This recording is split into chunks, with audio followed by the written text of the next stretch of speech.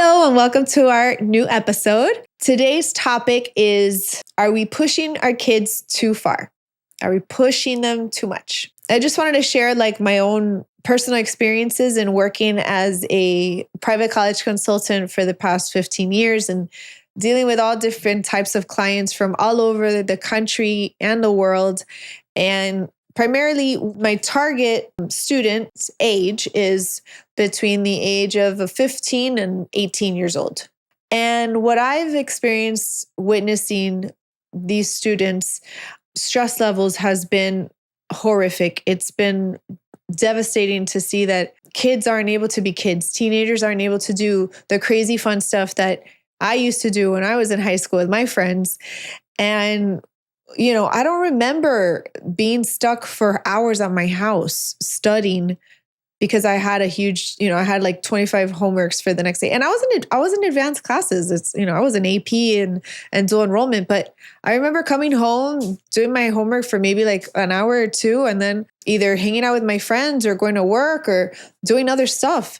And it was fine. I feel like I had a pretty good balance between playing and working in school. But nowadays, I feel like my students are struggling. They come home and then they spend hours doing homework and doing all these online programs that they have to do on top of written assignments or, projects and all this stuff is just adding up. And schools, I feel are now advancing so much more to push the kids to start earlier than ever before.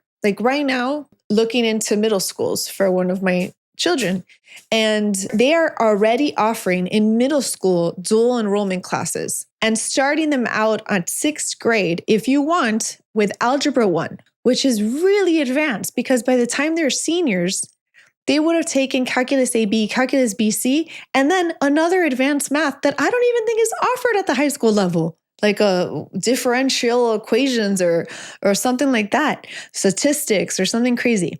But anyways, the point is that everything's gotten so rigorous and these poor children are being pushed so much academically that it's, I feel, costing them their youth, their ability to be kids, their ability to be bored, which in the boredom comes genius, comes their genius, comes the creativity, comes the problem solving, comes the creation of ideas that could lead to their future businesses, that can lead to innovations. And I don't know who to talk to or how to make, what do we got to do to stop this frenzy? And, I want to point the finger and say, it's higher institutions, it's the universities that are creating this competitiveness that's just so difficult. And it's crazy because the high schools are pushing this curriculum so much to advance so much. And then when you apply to college, the college turns around and says, okay, yeah, I see you're 2 years ahead. You have your AA, but guess what? We're not going to take it. You got to redo that because our curriculum is different.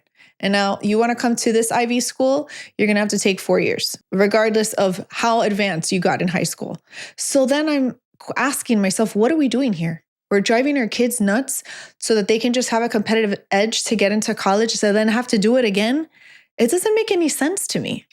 And then I see students taking AP English literature classes and AP advanced classes that if they pass it with a 4 or 5 or even sometimes a 3, they get college credit. And then on top of that, they're making them do dual enrollment classes or another AP English class that would have given them the same credit for college.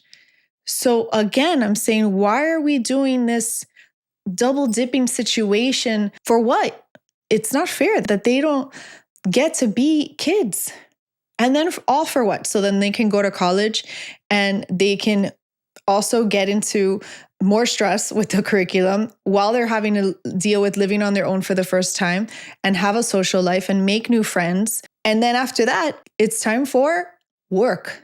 Work forever. Work till you could retire. That's the rush, is so that then you can work. So then where's the fun as a child, as a teenager?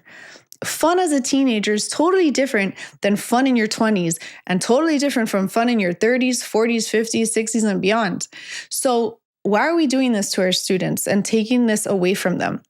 How can we find a balance, a harmony between strong academics and challenging them to be better, to create the discipline, to be able to go into a good school, but also remembering they're only young once. And this is their time to also grow. And it's not just grow academically. Most of the children today, especially after COVID, what they need more of is not working and developing a higher IQ, for them to be smarter. It's for them to develop a higher EQ. And their EQ stands for emotional quotient or emotional intelligence. And that is something that, unfortunately, because these students are so busy, it's creating such a stress culture for them where they're highly stressed out. They don't know how to manage their emotions. On top of that, they're dealing with the social pressures of social media. And who's there to guide them on this and to coach them and to prep them? And do they have time for that? If they're being pulled in all these different directions and not knowing how to handle them. So as parents, I'm just wanting to ask, how do we fix this? Do you agree? Do you think that this is something that is happening in your family, or do you see it with your children and their friends? Do you see it? Are you a teacher or educator? Do you see it happening in your school? If you work at a university, do you think this is going too far? And what can we do about it? And I really want to just kind of open the discussion, but I know right now it's just me, myself, and I. So it's one-ended right now. But if you comment or you write to me, I would really, really like to know what you're seeing, because this is what I'm seeing from my perspective, from my work, from my observations, even with my own children. And so what I'm trying to focus on as a parent, I think there are things you can't control, right? Try to change laws or, implement new ways of how soon is too soon for children. But I also, as a parent, I think that my main focus right now is to help them develop good ways of coping with their stress, of coping with the social influences and pressures and the comparisons and all of that stuff. Also, I'm trying to remind myself too that they're children at the end of the day. They're going to spend their entire life working. Why am I going to try to push the needle and fall into this, what feels like almost like a trap of getting your kids to have to be at that most advanced academic level, when at the end of the day, they can strive and they can do great in their passions, in their own strengths. And so one of the things that I always try to help my students see is that every single child has their own journey, has their own path. So for you to say that, Sally's path is going to be the same academic route, the most advanced academic route, and Jordan's path is going to be the same.